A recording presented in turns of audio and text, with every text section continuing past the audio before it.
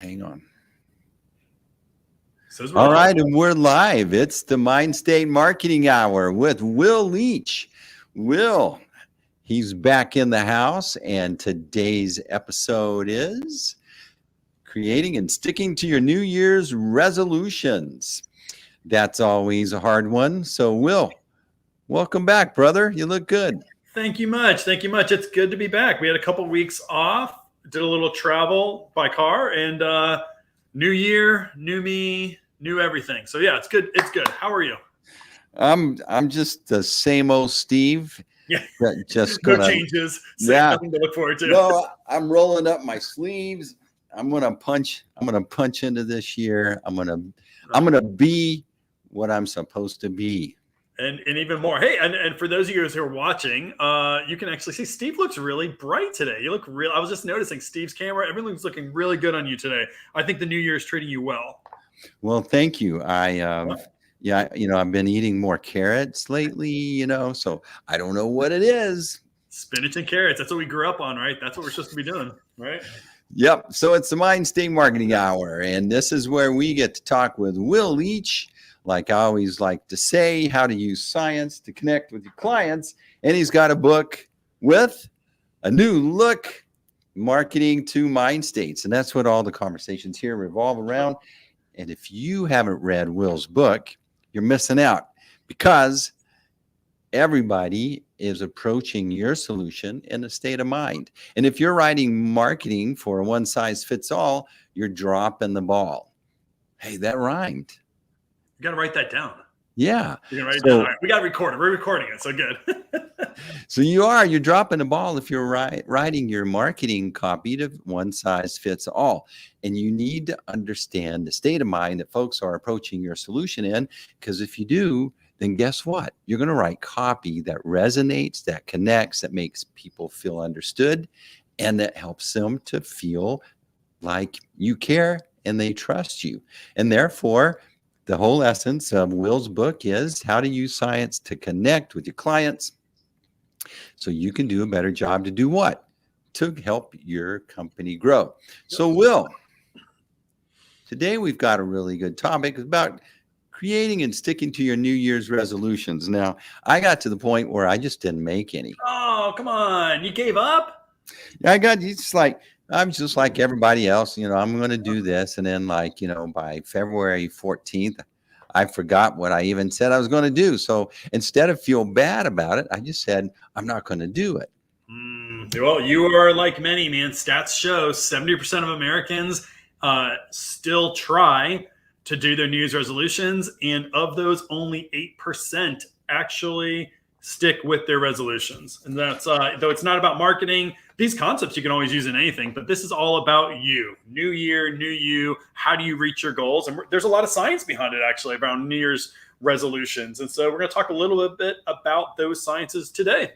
So obviously there probably was a story. Maybe you were doing the same thing I'm confessing, and you ran into something that convinced you, hey, there's a way to go about this. Steve, I'm the exact opposite of you. I'm good at this, bro. I set my New Year's resolutions. I actually reach a whole bunch of my resolutions every year. Now, I learned this process back before I was even really studying behavioral sciences. I kind of created a process intuitively knowing that this is what's going to keep me motivated to reach my resolutions. But I started doing New Year's resolutions methodically probably in 1995. And it got so bad, in fact, that my wife knows on January 1st, I wake up very early and I go to the same Starbucks, and I don't leave that Starbucks until I knock out this entire flow process. I built it out. In fact, it used to be funny because when I was working, so I'm here in Dallas, for you guys who don't know, I'm in Dallas, Texas. And I used to work at Frito-Lay, and I would see, because the Starbucks I went to was close to Frito-Lay's headquarters. And so I naturally see a bunch of my fellow company employees come in. And it got to be funny because I'm the third year in a row. They're like, there he is again. Because I would have a whole table. I have all my vision boards, whole thing mapped out. So brother, I've been doing this for a while. I don't reach all of my goals. Nobody does, but I'm better than most. I'm in that 8% who actually end up achieving most of my resolutions. And I think it's about understanding how to create those resolutions and using behavioral science to maintain momentum. So I'm going to try to switch it this year. Steve, after the show, I want you at a Starbucks. I want you trying it. And I want to check back in with you next year, this time, to see if you are in fact the 8%. All right. Challenge accepted. Excellent. So you say that most make, but don't keep their New Year's resolutions. Yep, that's right. It's just, it's difficult. Why? Because most people, they think about it at the last minute. It's either just before 12 o'clock hits on the night before and like, oh my gosh, let's make a resolution. They're at a party, or it's the next day that they feel, and we're going to talk a little bit about this idea that people reflect on the last year. So on January 1st, many people reflect on the past year, and it's so overwhelming, right? How do you come up with a resolution? The easiest ones are, I'm going to lose some weight, and that's about it. And you may write that down, a couple of things, but most people don't make a process out of it, and then they don't keep that process throughout the year. So I created a process a couple of years ago, well, many years ago, actually, and that helps me achieve those resolutions. So that's the issue. You're not ready, you're not prepped, and you don't have a process. So what's this psychology that drives us to make New Year's resolutions? Whenever you talk to me, I'm going to bring psychology into the mix. So it's not just a fad or a kind of a thing that comes up on January 1st that makes us kind of, oh yeah, let's do a resolution. There's actually psychology behind it. So Dan Pink, he's a real famous author out there. He does a lot of good behavioral science books out there, but for the common man, great guy. He actually wrote a book a couple of years ago called When, W-H-E-N. In this book, he talks about temporal landmarks. And what a temporal landmark is, and this is psychology of why New Year's resolutions, you have a lot of momentum on your side if you do a New Year's resolution. Temporal landmarks are times throughout a year or throughout your life where you're more reflective on your past and you're more open to making changes. The classic one that we hear about all the time is when people get their 50th birthday. That's when you have the midlife crisis. A lot of people have the midlife crisis. Sometimes it's 40. But because of this temporal landmark, meaning 50, and everyone tells you you're old, and you put those terrible signs up in those cards, people reflect on their life and they want to make big changes. But there's a whole bunch of these temporal landmarks that you're going through all your life. One is marriage. That's a great temporal landmark.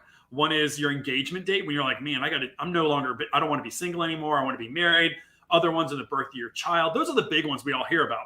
But there are also these temporal landmarks throughout the year. It's the firsts. We talk about the firsts. It is the first day of the year, January 1st. Many people on January 1st, it's a natural thing that we do, that we reflect back on our goals and reflect back on our lives. And we say, man, I'm not doing as well as I thought I should be. We naturally do this on firsts, and then we want to make changes. It's also the first day of the week. It's also the first day of the month. It's also the first day of a season that people naturally, the first day of fall, the first day of winter, there's something psychologically that creates this kind of, which compels us almost to reflect. So what I want you to know is that you tend to reflect on firsts, and the first day of the year is a massive day of reflection. So if you do your resolutions on the 1st and not on the 5th, not on the 6th, so I'm holding hope for you, Steve. You can still do it. But if you do it on the first day of the year, you're more likely to make really compelling decisions and really think hard because you're naturally reflecting on your past life. That's interesting. You have all these different I guess, you could look at, all right, the first day of February, I'm gonna do this. Makes sense. You don't have to I'll wait and start at the first of next year. I know. No, you're right, man. But don't we tend to do that? I mean, how many times do you start a diet on Mondays, though because you want to have that last weekend? I do it all the time, right? Oh, I'll start working out on Monday because you want to have that last weekend. Why? Because Monday's the first day of the week, and I can change. It's a moment of change. So you're absolutely right. It doesn't have to be the first day of the year. It could be the first day of the week, or it could be the first day of the month. It could be February 1st. But either way, try to do these things and set up your resolutions, whatever that resolution is, on the first, on a first of something, because that first naturally makes us become more introspective, and that's what matters. So obviously you broke this down into 3 steps, so even folks like me can follow this and hopefully have a successful outcome. That's right. So the first step you got to do, guys, is make your resolution fit each life role. So Steve, you and I have talked about this a lot, and it comes in my book, actually, Marketing and Mindstates. This idea that we have different roles that we have with our lives, and we're going through in and out of these roles or mind states sometimes throughout the course of a day.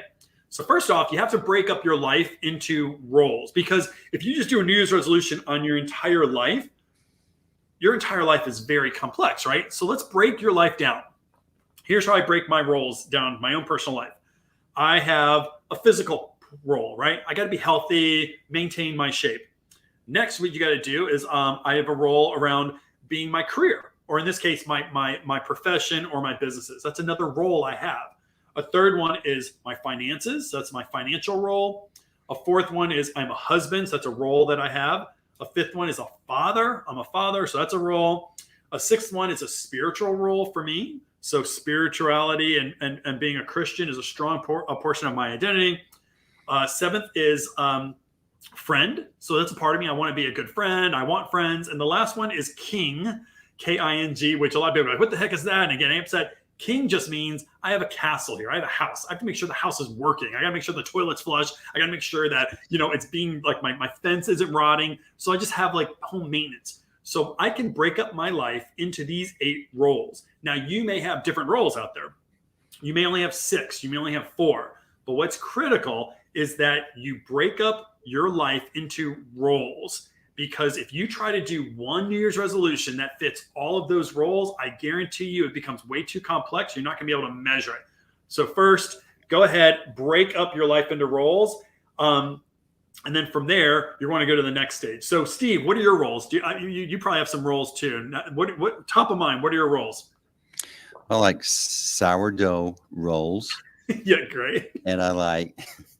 This is why you're not succeeding at your resolutions.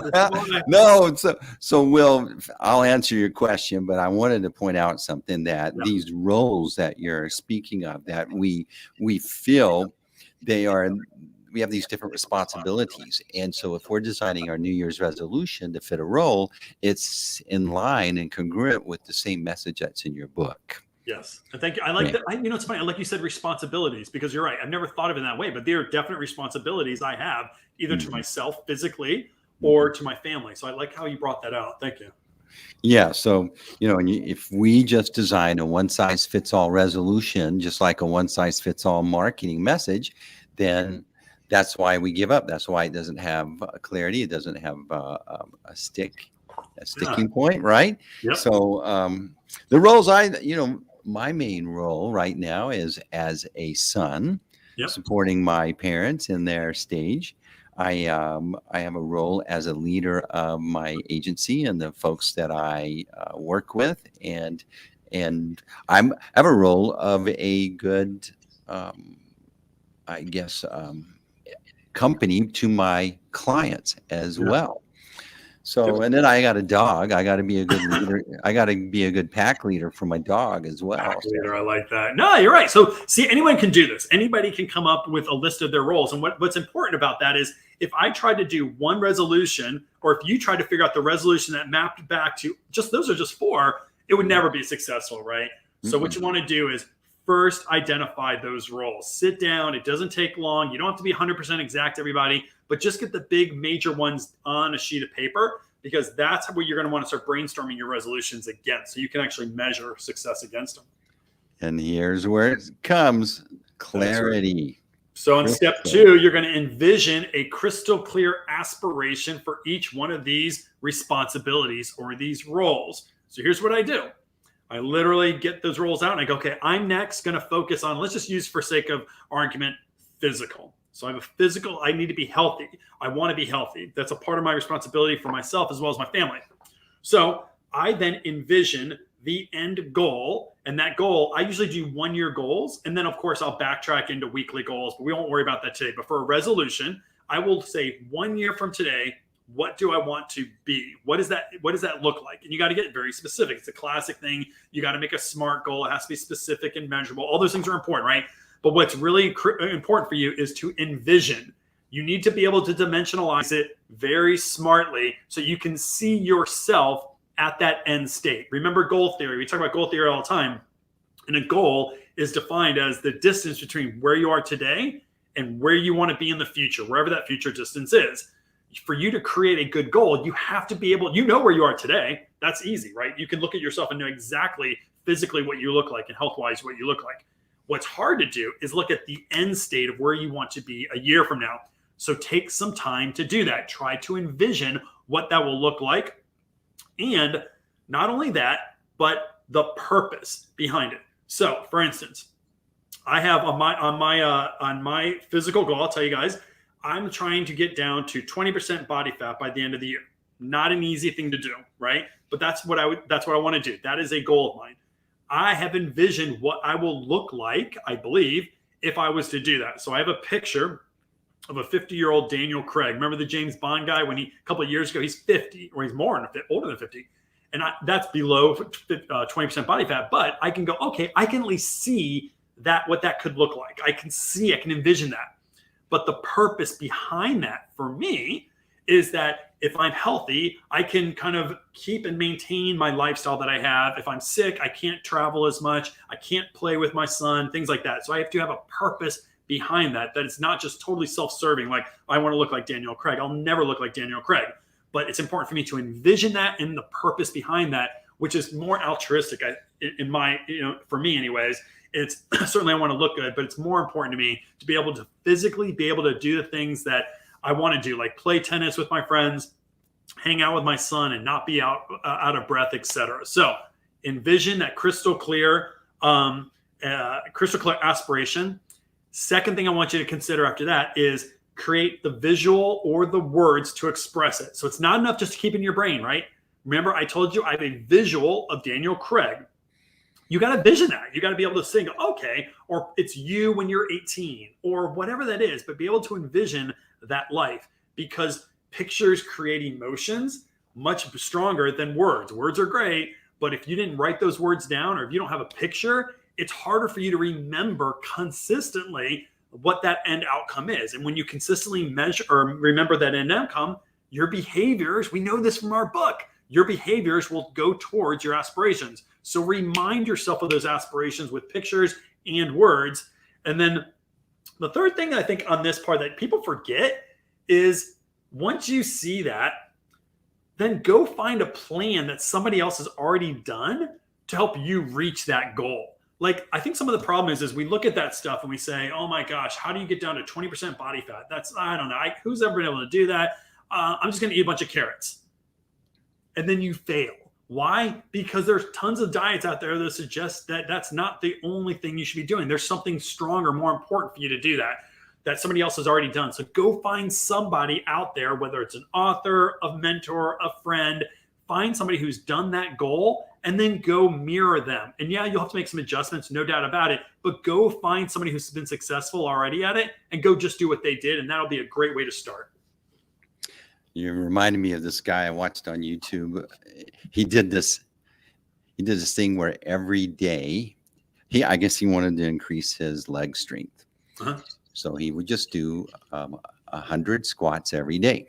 Body squats. Yeah. And so first he took a picture of his legs before he started.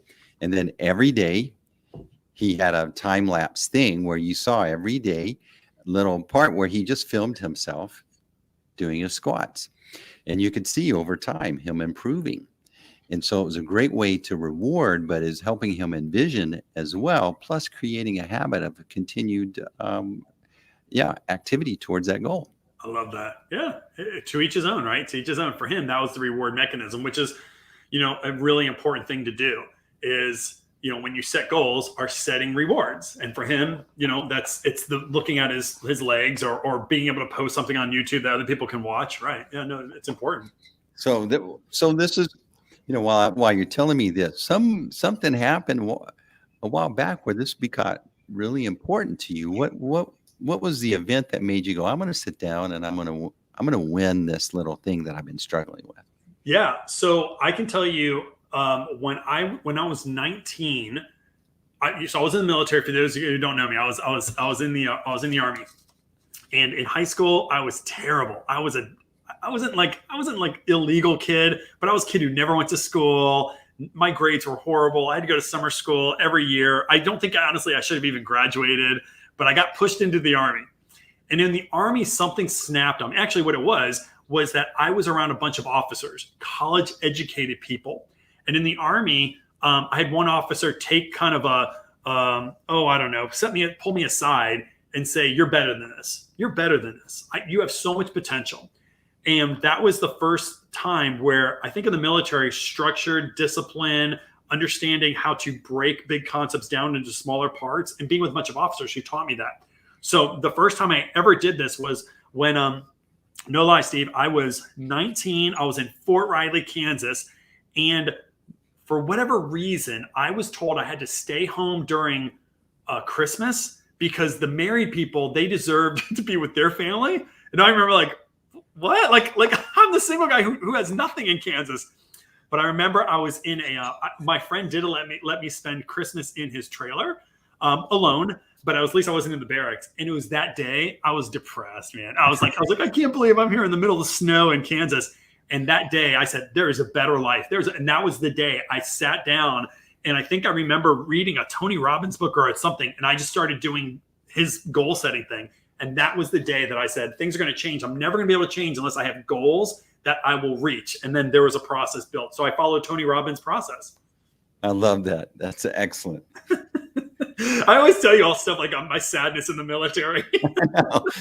That last episode we did, and you were about to, you kind of confessed something, and you looked around to see if your wife was listening before you can on live stream. It was funny. Well, my wife doesn't ever watch me on live stream, so I'm safe here. Yeah. So, guys, I think Steve made a huge point here. Is you talked about the gentleman that you watch on YouTube, and he's doing squats, but he could have done those without ever videotaping himself, and he could have kept doing that. And frankly, he may have failed, but he created a habit.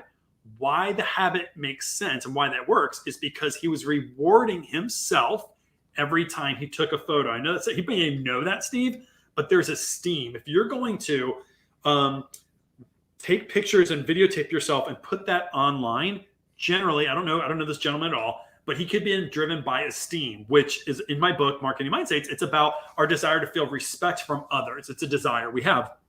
It's one of 9 motivations. So he was getting a bit of a reward every time he uploaded, and maybe somebody watched that video, or even the act of just uploading it could be enough for you to do it again the next day and again the next day. And that series of rewards that he's getting builds a habit, builds a ritual, and then finally it becomes something that's naturally inclined to you. So what I need you to do, guys out there, is 1, think about the purpose of that one resolution you created for whatever that life role or responsibility was. So, for instance, let's go back to that physical role, the body thing. So if you map to a motivation, it could have been for esteem purposes, right? Maybe you want to lose weight because you want to look better at the beach. You saw yourself in the mirror, you're embarrassed, you're at a party, you got embarrassed. That's esteem. Other people may go, well, you know what? I want to lose weight because I want to be a better tennis player. I want to dominate on the court. That's the achievement motivation. So if you can really dig down deep and think out of the 9 motivations, and all 9 of these are in the book, then you can think to yourself, what is really the purpose, the desire that will fuel me to keep going after that resolution, right? So for me, a lot of mine is esteem, right? I also have some achievement in there, but I have a lot of esteem, right? I'm on stage a lot. I do live shows, things like that. So of course, if I'm going to talk about being a behavioral science expert, then I have to kind of look the part maybe. If I don't have self-discipline myself, then of course, how can I talk about other people having self-discipline? But also I play tennis, right? And I have these guys, some of you watch this show, and if you don't do well, they mock you into just horribleness on Wednesday nights. And so I want to do better. And so that's why I take lessons. That's why I stretch. That's why I work out a lot more. So you got to figure out your motivation and then reward yourself with that motivation. So for instance, if you are trying to lose weight because you want to look better, what do you want to do to get that reward? Well, when you reach a certain goal, go buy some new shirts, show off the guns a little bit, right? That you've got to reward yourself, because if it's always just, okay, I got to lose weight, and you're not rewarding yourself, like it's got to be more than just, yes, I am losing weight. Reward yourself on the why, the purpose behind losing weight. If it's, for achievement purposes, buy a new tennis racket. When I get down to 25% body fat and I know I'm faster, I should be able to dominate on the court a little bit more. I'll go buy a racket, or I'll restring my racket. Whatever that is, you've got to reward yourself, because if you reward yourself, it becomes a habit. There's a whole habit formation from Duhigg's work around habit formation. So make sure you reward yourself. And the last thing is, and this is what kills people, and you actually talked about it, Steve, is you're like, I look at myself on February 14th. I haven't done anything, so I just give up. Like, why even do it? Give yourself grace. You will fall and you will fail again and again and again. I fail again and again and again. But what do? You get back up on that horse. You restart the process on a first. Maybe it's on Monday. If I was supposed to work out 4 days a week and it's the end of the week and I only worked out 2 weeks over, fine. New week starts on Monday. Get at it on the first day of the week. Get that first going again. Got to give yourself grace, because if you constantly kind of punish yourself for not reaching your goals, then you're never going to be the success you want to be, because we all fail at many of our goals in life. It's just, goals are really complex. They're hard. And we have a lot of distractions in life. Yeah, the long game. When you make this commitment, you got to keep this commitment more than a week. You got to keep it for 365 days, and your emotions are going to go all over the place. You're going to have all sorts of things happen you didn't expect. No, I thought that was really cool how that guy gives. I guess it's a way of a commitment, or holding yourself accountable if you're going to publish. Oh, yeah. Well, yeah, you just said it. That's even a behavioral science principle we didn't even talk about, but that's commitment bias, right? So by him posting himself and other people, I can't wait to see what you're doing, he's publicly committing to doing this. It's much harder when you publicly commit to something for you to pull back. That's why they tell you, I do this, some years I've done this, other years I haven't, is where you show and you publicly post your New Year's resolutions, because then you feel like, oh my gosh, people are following me. They're going to track me. So no, it's a great behavioral science trick to keep you going, All right. Well, excellent. Hope that helps. That's something that all of us have struggled with. And look here, Michael's chiming in. Focusing on identity, who, goal. That's right, Michael. Thank you very much. Helps me more than an outcome. The what goal. That's right. Who. That's why I love that. Go back to the purpose. Go back to the purpose. It's no different than marketing, right? It's all these things that we talk about through a marketing lens. They're all just really a behavioral model lens that we apply to marketing, and you can apply to your personal life, your parenting life, whatever you want to do. Excellent, Michael. Thank you for Michael. That. So, all right. Now, guess what time it is? Let's see if we can stump the teacher. You ready? I'm ready. Let's watch Will dance. Well, that's not his resolution to learn how to dance. It's too late. What are the best ways to collect consumer data? Jeepers, that is a broad one. Let me first tell you an easier question, kind of maybe it's related to this, is what are the types of consumer data? So there are really only 4 types of consumer data. There is first behavioral data, which would be all the things that you do online, all of the behaviors that you have, the data points are being collected, right? So that's just pure behavioral data. What are you buying? When are you buying? How are you buying? But it's looking at the data itself. Second type of data would be behavioral, which would mean when somebody observes you, I'm sorry, not behavioral, observational. So somebody observing your behaviors, right? So sometimes, when you go into a store, you're being recorded for research purposes. So that's observational data. Or if somebody observes what you're doing on a website, what buttons you're clicking, that's observational data, important to have. The third one is non-conscious data. That's stuff that we focus on, which is very much the action of trying to understand why you're doing what you're doing. That's non-conscious data. And then the fourth one would be conscious stated data. And that's what you say. That, that's the data when somebody asks you, why did you buy that car? Why did you buy that cereal? Then you are consciously trying to think about that and then state that data itself. All 4 data points are really incredibly important to do. They all have different nuances on how to best collect them. Here's what I would tell you. Overall, the best thing you can do if you're going to collect any of this data is try to remove yourself from the collection data process as much as possible, meaning don't integrate yourself into the collection by asking a ton of questions and by trying to get yourself involved in on that process. Try to observe as much as possible. Thank you, Jeremy. then that's really the best way to collect that data. Overall rule of thumb, try to remove your own biases, remove yourself from the data collection process as much as possible, and let people behave the way they want to, and you will collect good data. That's a hard one. That is a hard one. Does webinar marketing work? For all things, I will say it depends.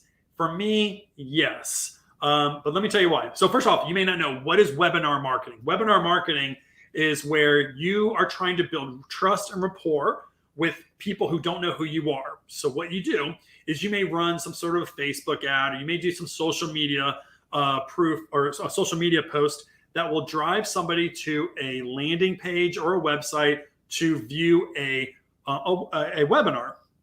Now, the webinar can be live, or that webinar can be pre-recorded, and whenever somebody wants to download that webinar, they can watch it. So it's really useful to use if you don't know the traffic, you don't know these customers, the first time they ever heard of you. One thing you can do is send people to a landing page where you can talk to them in a very value-oriented webinar. So teach them 3 things that can make their lives better.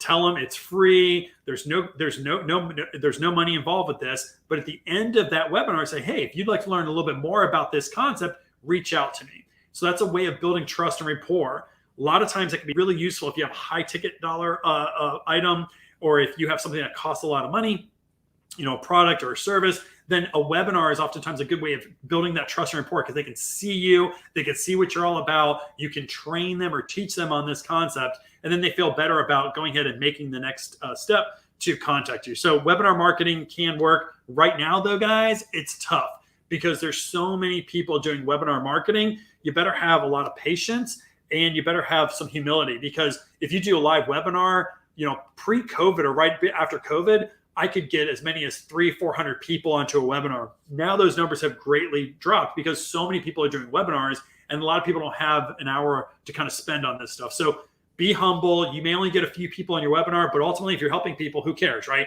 That person could turn into a sale, and they could tell other people about your webinar. Excellent. Well, all right, last one. You ready? What are some of the best practices for writing psychologically compelling sales emails? Yep. This is a great question. So behavioral psychology tells a lot about how to, write psychologically compelling sales emails. Emails, and specifically, what I would tell you to do is in the headline, focus on talking to people's aspirational goals. If you understand your clients or your customers' aspirational goals, write that in a unique way on the headline of your email. Why? Because people scan the headlines of emails. And if you're not tapping into their aspirations, if you're not telling them how you're going to make their life better in that headline, most people won't click into the email. So you've got to be able to get your email clicked on. After that, you want to focus up in the top third on the core motivation that they have for them to reach their goal. These concepts are in the book, Marketing Mindstates. Incorporating a visual of showing somebody what they desire is really critical in the first third of that email. After that, you want to lower psychological resistance. So you want to write in a way that fits their natural approach, whether they're seeking to minimize consequences or minimize bad things in their life, or if they want to maximize good things in their life. So you got to write in an optimistic way or in a cautious way. And last thing you want to do in an email, usually your emails are going to have some sort of a call to action. They're going to buy now, learn more, sign up today, whatever. Right around there, what you want to do is you want to drop in what we call a cognitive heuristic, or it's a trigger. And these triggers could be something like scarcity effect, social proof. Drop that cognitive heuristic around that call to action to get somebody who really wants to take action, but they're not quite sure. So they're more likely to trigger them to actually click that email or reach out to you for a phone conversation. So those are the 4 steps you want to take every single time in your emails. You're going to see them be much more successful. Good job, Will. I think you can dance. You've been a teacher for so long, you can handle these curveballs that we're throwing at you. Thank you. Well, that last one, I answer that quite a bit for my students, so I thank you for that. All right. So people listen to you. They've read your book. Maybe they know a little bit about you. They've heard some folks talking about you, but it's hard to do it on your own. Okay. You get convinced. It makes sense. I want to do this, but it's hard to do it on your own. Your first beta version is going to be sloppy. You're not going to feel confident about it. What's the solution? Solution is just like we talked about, if you want to make your New Year's resolution. You want to go find an expert who can do this, who has done this. Same thing with this. You need to find an expert in Mindstate marketing. We have that expertise. We've been refining this expertise for now a decade. I couldn't believe it when I saw this, but we've been out doing this now for a decade. So we have a couple of different programs that you can find at the mindstategroup.com or mindstategroup.com. Some are very do-it-yourself programs, which would be just the book and some downloads.